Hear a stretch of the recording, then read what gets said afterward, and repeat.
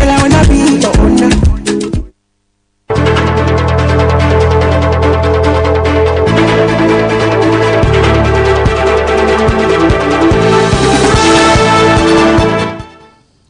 Good afternoon and welcome to the Global News on Yesma Radio. First, the headlines.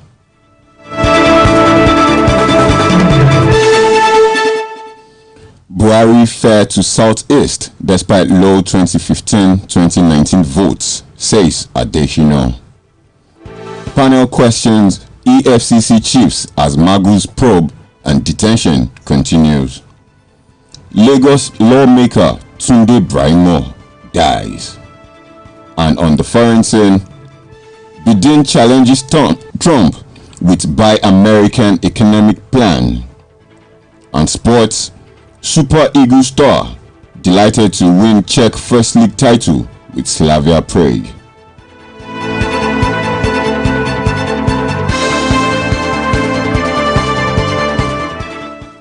Special advisor on media and publicity to the president, Femi Adesina, has said his principle has been fair to the Southeast region in political appointments and infrastructural projects. The spokesperson said the president has treated the region fair enough despite the sparse number of votes in the Southeast in the 2015 and 2019 elections. Adesina stated this today in a column edited Buhari and Southeast. Ato Eze Nails It, which was published on his website. He added that 69 different projects were being undertaken by the federal government in the Southeast alone, all amounting to about 680 billion naira.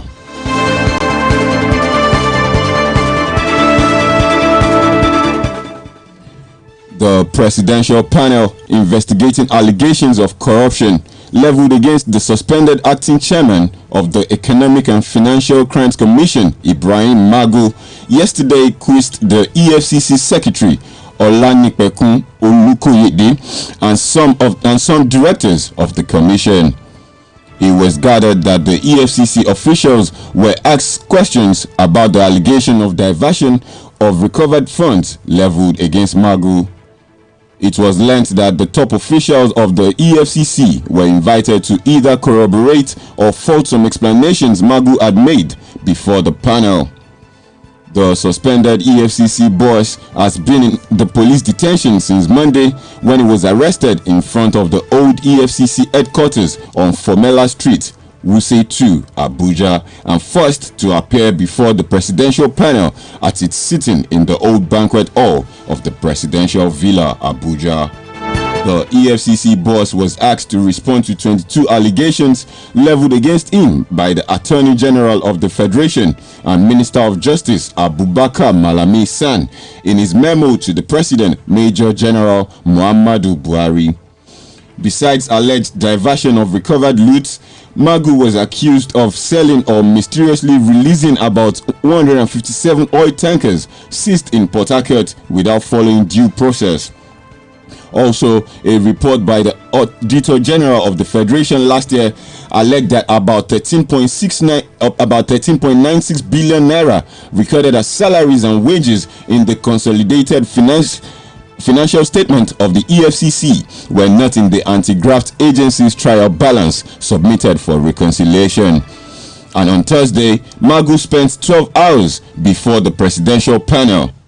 After the interrogation, Magu was again driven back to the Force Criminal Investigation Department, Gaki, where he spent the fortnight in police custody.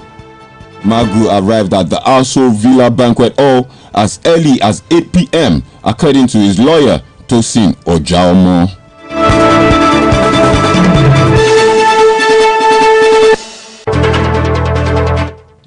The Chairman Committee on Information and Strategy of the Lagos House of Assembly, Honorable Tunde Braimo, is dead.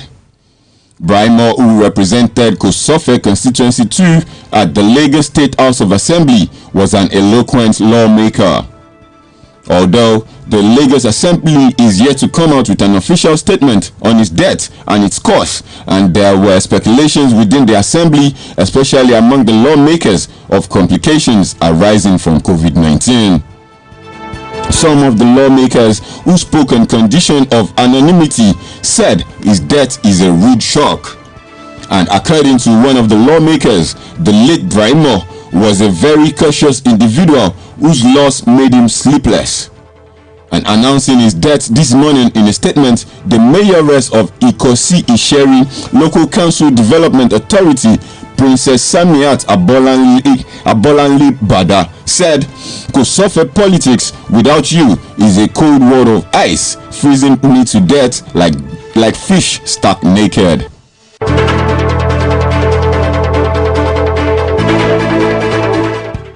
Residents of 4 local government areas in Lagos State, especially those living on floodplains, have been told to vacate their homes immediately.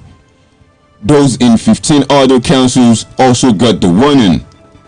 Environment and Water Resources Commissioner Tunji Bello listed the councils to be worst hit as Lagos Mainland, Mushin, Ibeju-Lekki and Ikorodu. Bello explained that the local governments have been identified as highly probable flood risk in 2020. And in a statement, the commissioner said the 4 listed councils will witness high-intensity rainfall between now and September. He urged residents with structures in lowland areas to relocate without delay to avoid any untoward incident that may come with flooding and loss of lives and properties. The local government areas put on the red alert are Lagos Island, Alimosho, Amuwo Odofin, Ikeja, Kosofe, Etiosa, Apapa, Oshodi Solo, Agege, Ifakoijaye, Badagry, Surulere, and Ajeromi Ifelodun. Bello assured that the ministry would intensify ongoing efforts at clearing sighted drains, as exemplified by the efforts of the Emergency Flood Abatement Gang (EFAG) as all over the black spots in the state. He advised residents to refrain from indiscriminate discharge of waste and to stop patronizing itinerant cart pushers. The foreign scene. Democratic presidential contender Joe Biden has laid out his rescue plan for the coronavirus-crippled U.S. economy, while berating President Donald Trump as incompetent. Biden said his $700 billion plan would be the biggest investment in the U.S. economy since World War II. Joe Biden is all but guaranteed to face off with Donald Trump in this November's presidential election. And speaking at a metalworks firm near his childhood hometown of Scranton, Pennsylvania, Biden said the president's failure had come with a terrible human cost and a deep economic toll. November's election is expected to be dominated by the coronavirus pandemic and its economic fallout, which has pushed tens of millions of Americans into unemployment. More than 130,000 people have died with the virus. Many voters are concerned by Trump's administration's handling of the pandemic. His divisive approach to the country's recent wave of anti-racism protests has also come under sharp scrutiny.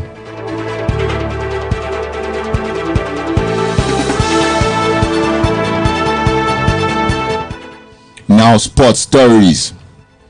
Peter Olayinka has expressed his joy after helping Slavia Prague win the 2019-2020 Czech First League trophy. The Super Eagles forward joined the Reds and Whites in the summer of 2018 from Belgium First Division A side Gent on a 4-year deal for a fee of €3.2 million. The 24-year-old winger has since made 39 league appearances for Jindřich's men since his arrival in the Czech Republic and scored 10 goals. In the 2019-2020 season, the forward found the back of the net 5 times and provided 5 assists in 28 appearances across all competitions. Olayinka damaged his fibular fracture on the 6th of May and last featured for the Sinoba Stadium outfit against Sparta Prague before making a return to the side in their last home game of the season against Jintrik Tribrovski's men on Wednesday.